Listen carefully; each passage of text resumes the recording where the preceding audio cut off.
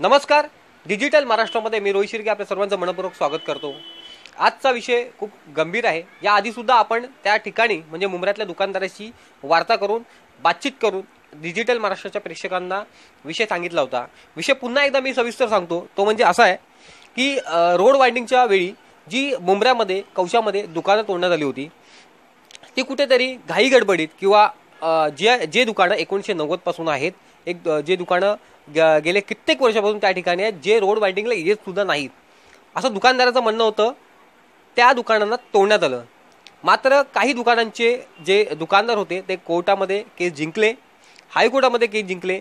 आता ती case TMC कडून सुप्रीम कोर्टात टाकण्यात आलेली आहे आणि सुप्रीम कोर्टामध्ये ही केस प्रलंबित आहे. येणाऱ्या दिवसात यावर रिझल्ट सुद्धा लागणार आहे. या सर्व विषयावर बोलण्याकरता आपल्यासोबत या सर्व दुकानदाराचं एक नेतृत्व करणारे आपण म्हणू शकतो धीरज भाऊ आपल्यासोबत आहेत. आपण त्यांच्याशी विचारणा करणार आहोत नेमकं हे सर्व प्रकरण काय, ह्यामध्ये आत्ताच्या स्थितीला जी केस चालू आहे सुप्रीम कोर्टामध्ये ती नेमक्या कशा पद्धतीने सुरू आहे आणि सुप्रीम कोर्टामध्ये TMC कडून कशा पद्धतीने पावले उचलली जात आहेत आणि येणाऱ्या दिवसात कोणत्या प्रकारचे चिन्ह उमटण्याची शक्यता है, या सर्व गोष्टीचा आम्ही आढावा धीरज भाऊंशी घेणार आहोत. धीरज भाई, सबसे पहले आपका डिजिटल महाराष्ट्र के स्टूडियो में स्वागत है.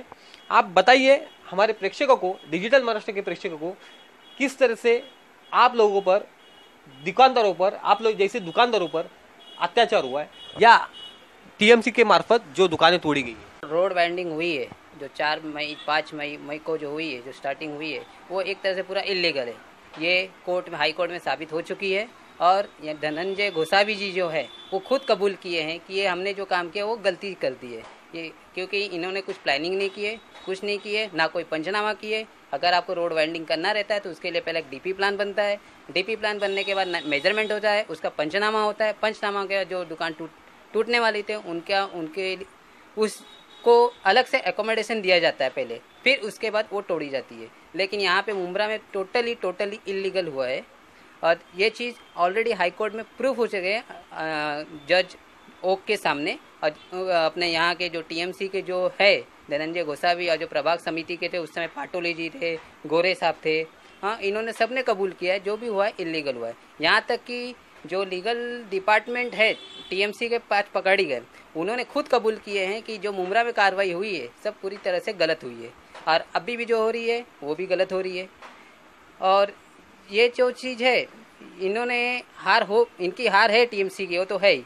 अभी ये सुप्रीम कोर्ट में जहाँ तक लगता है वो हार हो सकती है. अभी उसके बारे में ज़्यादा कुछ बोल नहीं सकता हूँ, लेकिन जहाँ तक वो हार होएगी ज़रूर, क्योंकि जो गरीब आदमी इसमें जो हुए हैं डिस्टर्बेंस, वो उनकी तो जो भी नुकसान हुआ है उनको तो भरपाई तो करके देना ही चाहिए. लेकिन उन्होंने ऐसा कुछ किए नहीं है. उल्टा हार होने के बाद भी वो लोग खुद TMC वाले सुप्रीम कोर्ट में गए. और कहीं कहीं आप देख रहे हैं कि सुप्रीम कोर्ट जाने के वजह ये लोग खुद गए हैं TMC में. TMC वाले खुद सुप्रीम कोर्ट जाने के बाद भी, हाँ, खुद वो दूसरे पब्लिक को परेशान कर रही है. जहाँ पे मतलब जगह टूटी है वो TMC ऑलरेडी सुप्रीम कोर्ट का स्टे है, उस सुप्रीम कोर्ट के स्टे पर भी वो लोग खुद कार्रवाई कर रहे हैं. यानी कि जहाँ तक देखा जाएगा वो लोग सुप्रीम कोर्ट की भी मान नहीं कर रहे हैं. यहाँ एक तरफ से दादागिरी माना जा सकता है TMC अगर करना. अभी आप देख सकते हैं कलवा थाना ये भी सब TMC के अंडर आते हैं. लेकिन वहाँ पे ऐसा क्यों नहीं होता है? सिर्फ मुंब्रा में ही क्यों होता है? मुंब्रा कौसा में क्यों? क्योंकि जो और भी दूसरे जो पब्लिक है वो बाकी जो पब्लिक का नुकसान था उनको सपोर्ट नहीं करते. वही चीज़ आप कलवा में देखो, थाना में देखो, अगर वहाँ पे कुछ कार्रवाई होती है तो वहाँ की जो नॉर्मल पब्लिक है वो भी साथ में खड़ी हो जाती है. तो इसके वजह से कुछ हो नहीं पाता है. और दूसरी बात, यहाँ की जो जनप्रतिनिधि जो है, जो यहाँ की जो उस समय सपोर्ट करना चाहिए पब्लिक, जिसके लिए आप इलेक्शन में उनको चॉइस करके देते हैं, भाई आप हमारी सेवक हो, तो वो उस समय गायब रहते हैं. अभी आप देखेंगे जनवरी में भी कुछ हुई थी, उसमें भी देखो एक भी जनप्रतिनिधि दिखे आपको? कहीं नहीं दिखे. क्योंकि इनका पहले ही सब सेटलमेंट रहता है, सब सेट रहता है. सिर्फ गरीब मुंब्रा की गरीब पब्लिक को कैसा नुकसान पहुंचाने का, कैसा क्या करने का, उसी भी इनका है. लेकिन ये हाई कोर्ट ने ये प्रूफ करके दिया है कि वो गरीब पब्लिक के साथ है. और जहाँ तक दूसरे लोगों की बात है, अभी जो सुप्रीम कोर्ट की, वहाँ पे भी हमको यही है, सबको जितनी भी पब्लिक गई अभी सुप्रीम कोर्ट में, उन सबका यही मानना है कि वहाँ पे भी न्याय मिलेगा. अगर ये अन्याय कर सकते हैं लेकिन उनके ऊपर भी कोई है न्याय करने वाला, ये उनको सबक मिलनी चाहिए. त्यांनी जसं सांगितलं की हायकोर्टामध्ये ते केस जिंकून सुद्धा सुप्रीम कोर्टामध्ये केस प्रलंबित आहे, सुरू आहे. मी एकाकडून येणार आहे. त्यांचा जो ग्रुप बनला आहे त्या ग्रुपमध्ये जे अनिल म्हणून एक नावाचे दुकानदार आहेत, त्यांचं अमृतनगरला दुकान होतं, ते देखील तोडण्यात आलं आणि ते तोडल्यानंतर त्या जागी ट्रान्सफॉर्मर बसवण्यात आलं. तो सुद्धा इनलिगल आहे असं आपल्याबरोबर असणाऱ्या भाऊंचं म्हणणं आहे. नेमकं त्या अनिल ज्यांच्याशी आम्ही संपर्क केलेला आहे, ज्यांच्याशी आम्ही बातचीत केली आहे, ते काय म्हणाले ते देखील पाहूया. हाँ, 4 मई को जो है ना, 4 मई को बगैर नोटिस दिए करीब 3:30 बजे अपना टीएमसी के कमिश्नर जो आयुक्त है वो आके बोलते हैं कि आधे घंटे के अंदर आप खाली कर दो, नहीं तो ये दुकान टूट जाएगी, मतलब चली जाएगी. मैंने उनसे पूछा कि भाई कैसा है, क्या है, कुछ नोटिस नहीं, बगैर नोटिस दिए ऐसा कैसा. बोले कि बिल्डिंग के बाहर है, बिल्डिंग के बाहर जितना भी हिस्सा है, जो भी हिस्सा है आपका ये तोड़ देंगे.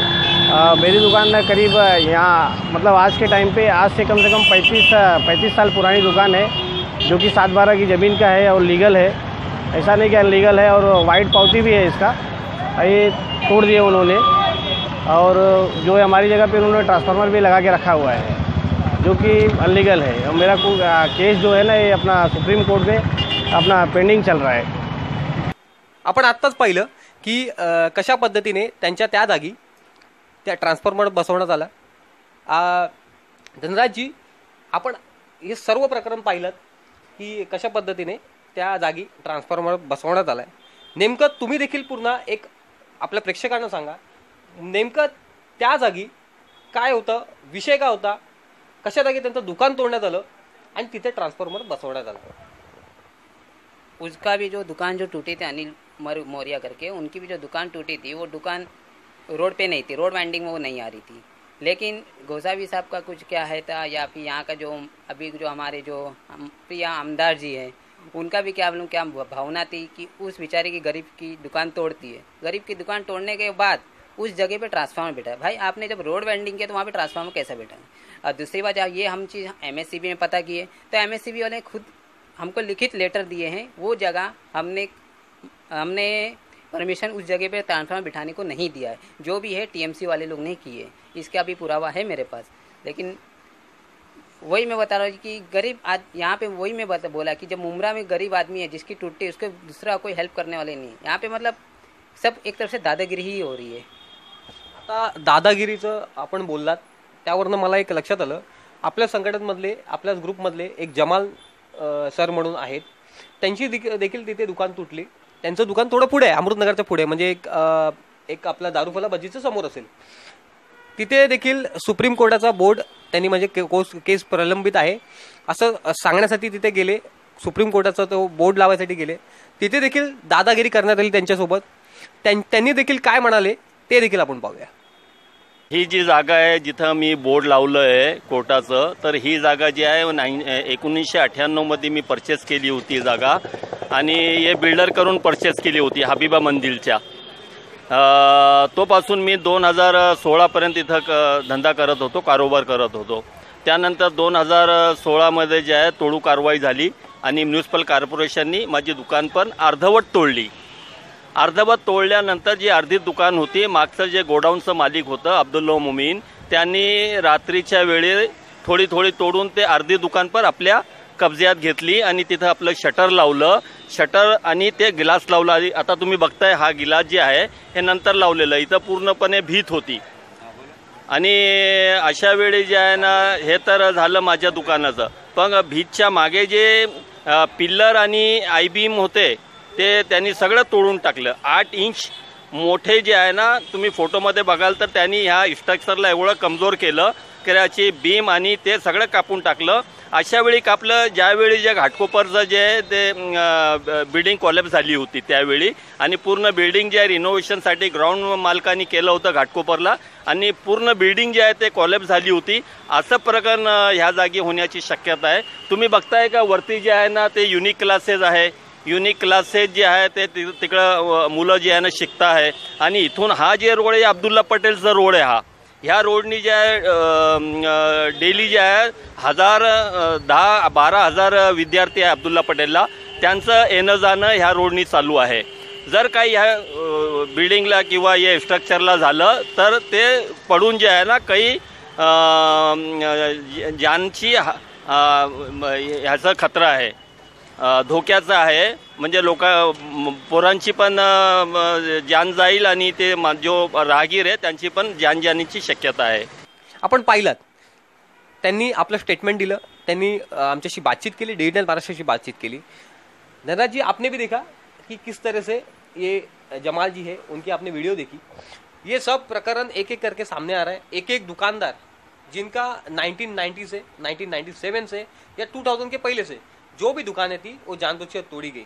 उसमें यह भी एक दुकानदार है जिनका दुकान टूटने के बाद पीछे वाले बिल्डर ने या वो जो बिल्डिंग का मालिक था उसने वो दुकान काबिज किया. उसके बारे में उन्होंने भी बताया. इन जैसे आगे जाएंगे तो कौसा में भी कई दुकानें टूटी गई, वो भी अंदर थी लेकिन पीछे बिल्डिंग थी, बड़ी बड़ी बिल्डिंग्स थी, लीगली बिल्डिंग्स थी. उनको थोड़ा फायदा पहुंचाने के लिए क्या है, उस बिल्डर को फायदा पहुंचाने के लिए वो दुकानें तोड़ी गई, ऐसे उन दुकानदारों का भी मानना है. इस विषय में आज किस तरह से लोगों को या डिजिटल महाराष्ट्र के प्रेक्षकों को आप बताएंगे, विश्लेषण करेंगे? अभी जैसे जमाल जी का टूटा हुआ है, जमाल जी का भी यही था, उनका अंदर था तो भी जानबूझ कर है. ये सब मिलीजुली भगत है. इसमें बिल्डरों का हाथ है थोड़े, क्योंकि बिल्डरों को पहले ही मालूम है कि यहाँ कार्रवाई होने वाली है, क्योंकि इतनी बड़ी कार्रवाई होनी है. अब जैसे कि बिल्डर को नहीं मालूम पड़े, जनप्रतिनिधि को नहीं मालूम पड़े, ये बोलना गलत बात है. यानी ये सबको पता होने पर भी उसमें कुछ बिल्डर लोग का कुछ हुआ, टाई अप हुआ होगा. इसके लिए जिसका मतलब थोड़ा सा भी दीवार के बाहर आ गया उनको तोड़ दो, और जो बचा कुचा है जो पीछे वाले हैं वो कब्जा कर लेते हैं कि भाई अब ये आदमी अब इधर आएगा नहीं काम करने. अब ये नहीं मालूम कि वो आदमी कोर्ट में भी जा सकता है, कोर्ट से फैसला आएगा. अब देखने वाली बात यह है जब कोर्ट से फैसला आएगा तब ये बिल्डर क्या करेंगे. मुमरा कौसा में ये चीज़ है, भाई आगे वाली की टूट रही टूटने दो, हमको अच्छा हम आगे आ रहे हैं. तो जो बचा कुचा बेचारे की ज़मीन रहेगी वो भी कब्जे में लेंगे. और ऐसे ही आप आगे भी चल के देखो, कौसा साइड में भी देखो, वहाँ पे भी ऐसा दुकान तोड़ के जो दूसरे हैं वो नगर सेवक के कुछ जो रहते हैं वो मिलके वहाँ पे कुछ ना कुछ हॉकरिंग करते हैं, कुछ ना कुछ. कोई चिकन का दुकान खोल लेता है, कोई भाजी मार्केट दुकान खोल लेता है, कोई कुछ ना कोई. ये सब मिलीजुली भगत है और वही चीज़ हो रही है पूरी मुंब्रा में. अभी आपने जैसा बताया शंकर मंदिर में आपका ही दुकान है, इसके लिए आपको पूछूंगा कि शंकर मंदिर में आपकी दुकान किस तरह से तोड़ी गई, इसका विश्लेषण. मेरी दुकान ऐसी है जो कि रोड वेंडिंग में है ही नहीं, जरा भी रोड वेंडिंग में. यहाँ तक गोसावी जी ने नाप के गए, यहाँ के असिस्टेंट कमिश्नर नाप के गए, यहाँ तक मनीष जोशी सब ने नाप के गए हैं. एक तरह से वो पूरी तरह से आती नहीं है. दूसरी बात, हमारे यहाँ पे जो शंकर मंदिर में स्टार्टिंग के सिर्फ 2-3 फुट कुछ 2 गाले जा रहे थे, स्टार्टिंग के 2-3 फुट, ज़्यादा नहीं जा रहे थे. तो लेकिन वो क्या हुआ, कुछ ज़बरदस्ती में, यानी कि हम विरोध करने गए, विरोध करने के चक्कर में भाई ये विरोध कर रहे इनका तोड़ दो, तो वही हुआ है. विरोध करने के चक्कर में पूरा तोड़ दिए, जो कि पूरे में जब कोर्ट में जब किया गया है, कोर्ट में जब बुलाया गया तभी गोसावी साहब खुद अपने मुंह से जून 2016 में गोसावी जी को कोर्ट ने बुलाया था, गोसावी जी को, और यहाँ पे उस समय गोरे साहब थे, गोरे साहब को भी बुलाया गया था. तो दोनों ने कबूल किए हैं वहाँ कि ये जो चीज़ हुई है गलत हुई है, ये चीज़ होना नहीं चाहिए. हमारे इधर मेरी दुकान पे ऑफिसर खुद आके लंच करते हैं, दोपहर में लंच किए. 4 मई को ऑफिसर खुद आके लंच किए हैं, बोले आपका कुछ नहीं होगा, यहाँ पे कुछ नहीं होने वाला है, जो भी है वो थोड़ा सा टूटने वाला है. लेकिन जब 6 बजने को 5 मिनट बाकी है, बोलते दुकान खाली करो, हमको तोड़ना है. जो कि वो जो दुकान है 1979 से वो दुकान थी. वो दुकान 1979 के अंडर मुमरेश्वर मंदिर ट्रस्ट उनके अंडर में थी और आज भी है. तो ये सब जो चीज़ है, मतलब जो इनका विरोध करेगा, जो टीएमसी का विरोध करेगा, जो यहाँ के जनप्रतिनिधि का विरोध करेगा, उनको उखाड़ फेंको. ये मुमरा में चल रहा है और ये चलते रहेगा जब तक ऐसे जनप्रतिनिधि लोग इधर मुमरा में बैठे हैं तब तक, और ऐसे टीएमसी करप्ट ऑफिसर बैठे हैं तब तक. मैंने टीएमसी में गोसावी साहब के खिलाफ एंटी करप्शन का भी केस डाला है, वो उनके ऊपर इंक्वायरी चालू है, वो इंक्वायरी अभी चालू है, तो भी ऐसी कार्रवाई चालू है. लेकिन उनको बीच में हटाया गया था यहाँ से, फिर उनको बुलाने का क्या मकसद? मैं बता रहा हूँ ना, यहाँ के जब जनप्रतिनिधि करप्टेड है, और जब जनप्रतिनिधि को जो भाई बोलते हैं ये ऑफिसर मेरे को प्रॉफिट मिलने वाला है, उनका ट्रांसफर हुआ है, भाई ये उस ऑफिसर मुझे प्रॉफिट मिल रहा था, तो उन्हीं को वापस बुलाया जाए, मेरे को प्रॉफिट मिला जाए. वही चीज़ इधर हो रही है. जब आज तक मैंने में जब से देख रहा हूँ टीएमसी में कोई भी ऑफिसर, टीएमसी, बीएमसी या कोई भी नगर पालिका आप देख लो या कोई भी गवर्नमेंट स्टाफ देख लो, मैं खुद देखा हूँ, क्योंकि मैं खुद देखा हूँ कि एक बार जो ऑफिसर ट्रांसफर हो तो वो वापस आता नहीं उस जगह पे। लेकिन गोसावी साहब क्यों आए वापस मुमरा में? और आने के बाद ऐसा दादागिरी, और जब लोगों को कुछ विरोध करेंगे बोलेंगे मुमरा मेरी है, मुमरा का जगह मेरी है, हाँ इधर मेरे को जो करना है कोई मेरा क्यों भाई? उनके ऊपर जनप्रतिनिधि का हाथ है, तो इसके लिए उनका कोई कुछ उखाड़ नहीं सकता है। वही चीज़ है, इसलिए आज गोसावी जी एकदम कॉन्फिडेंट में घूमते हैं, रात में 12 बजे तक घूमते हो मुमरा में, मैं खुद देखा हूँ। आप टीएमसी में, आप टीएमसी ऑफिसर है, आप उधर आज पार्टी के प्रोग्राम में क्या कर रहे हो? मतलब आप भी लग रहा है एनसीपी में मिल चुके हो। इसके लिए आपको वापस इसलिए बुलाया गया, भाई आप इधर आ जाओ, आप एनसीपी ज्वाइन कर लो। इसके लिए होगा, तो कुछ भी हो सकता है, वो मैं नहीं बोल सकता, वो उनका पर्सनल मैटर है, वो जाने। एक आखिरी सवाल, आपका अभी तक मतलब 2015 में या 2016 में आपकी दुकान टूटी है, तब से लेके आप तक आपका कितना सुप्रीम कोर्ट से, हाई कोर्ट से या डिस्ट्रिक्ट कोर्ट से मतलब सुप्रीम कोर्ट तक आप तक का कितना खर्चा हुआ? कितनी आपको ऑफिस के मतलब आप जो काम करते उस काम को बंद करके या काम का खाडा करके, म्हणजे आपण मराठीमध्ये बोलतो ना कामाचा खाडा करून आपल्याला जावं लागतं, ऐसे कितने बार हुआ? कितना खर्चा हुआ और कितने बार आप काम का आपने दांडी किया? देखिए खर्चा तो अनगिनत हुई है, खर्चा अनगिनत है। अगर मैं खर्चे के बारे में हम सोचे होते तो आज हम यहाँ तक फाइट नहीं करते थे। दूसरी बात, क्यों? मैं पहले से अन्याय के खिलाफ हूँ, मैं न्याय के हिसाब से काम करता हूँ, मैं खर्चा के बारे में वो सोचता नहीं हूँ। दूसरी बात, जो मेरी छुट्टी हुई है जो है, अगर मैं छुट्टी नहीं मारूँ, मैं अपना नुकसान नहीं कराऊँ, तो मुमरा में जो बाकी लोग मेरे साथ जुड़े हुए हैं वो कैसे उनको कैसा इंसाफ मिलेगा, कैसा न्याय मिलेगा? वो मेरे भरोसे बैठे हैं, तो उनके लिए तो मुझे फाइट करना ही है। ये सवाल मेरा पूछने का एक मतलब उसके पीछे का मकसद भी था कि हर एक आदमी न्यायपालिका के यहाँ पे दाद मांगने के लिए नहीं जाता। उनको न्यायपालिका से थोड़ा डर लगता है कि बाबा वहाँ पे जाने के बाद इतना खर्चा होगा, ये होगा, वो होगा, ऐसा सब टेंशन उनका दिमाग में आता है। फिर वो अपना पैर पीछे लेते हैं, वो जो अन्याय उसके ऊपर हुआ है वो दबा के अपना काम आगे चालू रखते हैं। इसके लिए मेरा सवाल था कि लोगों को भी मालूम रहना चाहिए कि किस तरह से खर्चा होता है और किस तरह से लास्ट तक डटे रहना है। देखिए मेरे यही एक बात है, लोग यहाँ पे है खर्चे के लिए डरते हैं। जो है खर्चा, अभी मैं देखा तो मेरा तो लाखों का नुकसान हुआ है। मेरे दुकान भी टूटी है, मेरे कुछ उसमें मटेरियल थे वो भी गए, प्लस मेरे जो छुट्टी माँ था उसके नुकसान हुए हैं, प्लस मेरा कोर्ट आना जाना, यहाँ वहाँ सबसे टाई अप ना, कोर्ट वकील से बात करना, ये करना, सुप्रीम कोर्ट जाना, ये मेरे बहुत खर्चे हुए हैं। ऐसा देखा जाए तो तकरीबन लाखों के नियर अबाउट करोड़ों पहुँच गए होंगे वो खर्चे। लेकिन ये अगर मैं भी आम आदमी को ये डर के रहता था तो आज जो मेरे साथ जो और भी लोग है वो साथ मेरे साथ नहीं था, आज और उन लोग को न्याय नहीं मिलता था। आज जो टीएमसी में थोड़ा वो डर पैदा हुआ है हम लोग के चलते, थोड़ा जो डर पैदा हुआ है वो डर उनको नहीं होता था। नहीं तो आज मुमरा में आप जो दिख रहे हैं, जो मार्किंग करने के बाद टूटे नहीं, और जो अभी तक गाली जो रोड पे थोड़े दिख रहे हैं वो इसके वजह से ही दिख रहे हैं कि उनको थोड़ा डर हो गया है कि एक तरफ से ये लोग हाई कोर्ट जीत चुके हैं, हाँ, और दूसरी बात ये लोग सुप्रीम कोर्ट में भी फाइट कर रहे हैं। तो ऐसे पीछे भी और भी लोग जा सकते हैं। और मैं आपको इतनी गारंटी देता हूँ, अगर भगवान की दुआ रहे या अल्लाह की दुआ रहे, अगर या सुप्रीम कोर्ट में हमारे साथ फैसला हो गया, हमारे खिलाफ जैसे हाई कोर्ट में फैसला हुआ है, वैसे अगर सुप्रीम कोर्ट में फैसला हो गया, हाँ, तो मैं आपको गारंटी देता हूँ मुमरा से नहीं अबाउट 300 लोग हमारे पीछे हाई कोर्ट, सुप्रीम कोर्ट में टीएमसी के खिलाफ दर्ज करेंगे केस हमारी बेस पे। ये आपको मैं गारंटी, और इतने लोग मेरे टच में हैं अभी जो कि हमारे केस के फॉलोअप में लगे हुए हैं।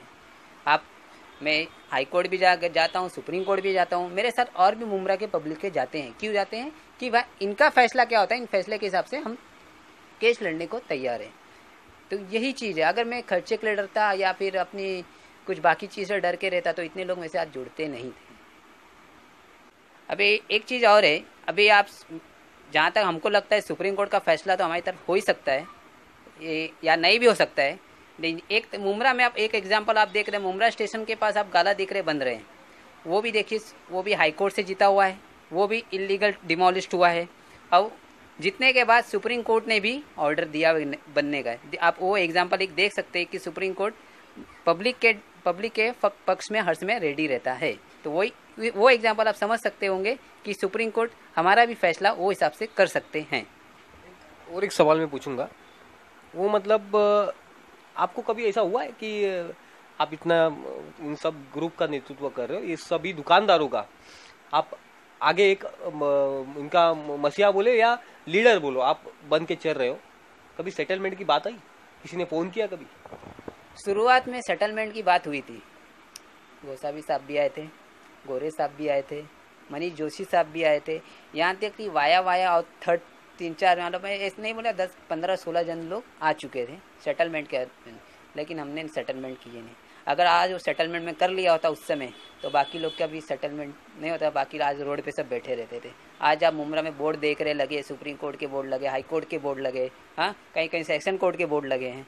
क्यों लगे हैं? इसके वजह, अगर मैं सेटलमेंट कर लिया होता तो आज ये सब चीज़ नहीं होता था। और आज वही मैं आपको बता रहा, अगर मैं नहीं फाइट करता, नहीं करता था, आज मुमरा में बाकी जो दुकानें दो दिख रहे वो भी टूट गए होते आज। क्योंकि जिस तरीके से इनकी दादागिरी चल रही है और जो यहाँ के जनप्रतिनिधि जो है, मैं नाम नहीं लेना चाहता हूँ, हाँ जो यहाँ के डॉन भी आ जाते हैं, डॉन भी बन जाते, कुछ लोग डॉन बन रहे हैं, कुछ लोग छोटा शकील बन रहे हैं, क्या क्या बन रहे हैं, XYZ। भाई आपकी हिम्मत है तो आप जो दुकानदार जो नुकसान हुआ है उनके साथ रहो ना। आप उनके साथ क्यों नहीं रहते हो? आप उनके साथ रहो, उनके साथ क्यों नहीं रहते हो? क्यों? क्योंकि जानते अब इनके साथ रहेंगे तो हमारा नुकसान है। हम TMC ऑफिस इनके साथ रहेंगे, बाकी बिल्डर लोग के साथ रहेंगे तो हमारा फायदा है। तो आप पब्लिक के साथ रह के बताओ ना। आप पब्लिक के साथ रह नहीं सकते, सिर्फ इलेक्शन आएगा तब पब्लिक दिखती है। और आज का हमारी मुमरा की पब्लिक ऐसी है कि भाई जहाँ नोट है वहाँ वोट है, वही चीज़ है। जहाँ नोट है वहाँ वोट आहे, अशा शब्दात धीरज भाऊ यांनी आपलं जे बातचीत होती आपल्याशी केली, डिजिटल महाराष्ट्राशी केली। जो काही मुंब्रामध्ये प्रकार घडतोय किंवा TMC अंतर्गत मुंब्रा प्रभाग समिती मार्फत जी कारवाई झाली होती त्यामध्ये दुकाने तोडण्यात आली होती आणि कित्येक दुकानदार हे कोर्टामध्ये गेले आणि आता काही लोकांच्या सुप्रीम कोर्टामध्ये केसेस पेंडिंग आहेत। काहींना मुंब्रामध्ये अशा ठिकाणी सुद्धा आहेत की काहींना बनवण्याची परमिशन सुद्धा दिलेली आहे। आपण त्या देखील जागेवर जाऊन पाहू शकता, सांगण्याची गरज नाहीये। मात्र कुठेतरी काही लोकांवर अन्याय होतोय हे दिसत असताना सुद्धा प्रतिनिधी, ज्याला आपण जनप्रतिनिधी म्हणतो, तो आपला जनतेचा सेवक असतो, तो सुद्धा कुठेतरी गप्प आहे असं धीरज भाऊ यांचं म्हणणं होतं। सर्व बातचीत केल्यानंतर आपल्याला एक निष्पक्ष झालं, येणाऱ्या दिवसात जर सुप्रीम कोर्टामध्ये हे जे 24-25 जे पण दुकानदार आहेत ते जिंकले तर येणाऱ्या दिवसात 300 दुकानदार कोर्टामध्ये केस करण्यास मागे हटणार नाहीत असं धीरज भाऊ यांचं म्हणणं होतं। अशाच काही बातम्या आणि सर्वसामान्यांना न्याय देण्याचा प्रयत्न डिजिटल महाराष्ट्र नक्कीच करेल। त्यासाठी नेहमीच पाहत राहा डिजिटल महाराष्ट्र, आपल्या हक्काचं मराठी न्यूज चॅनल।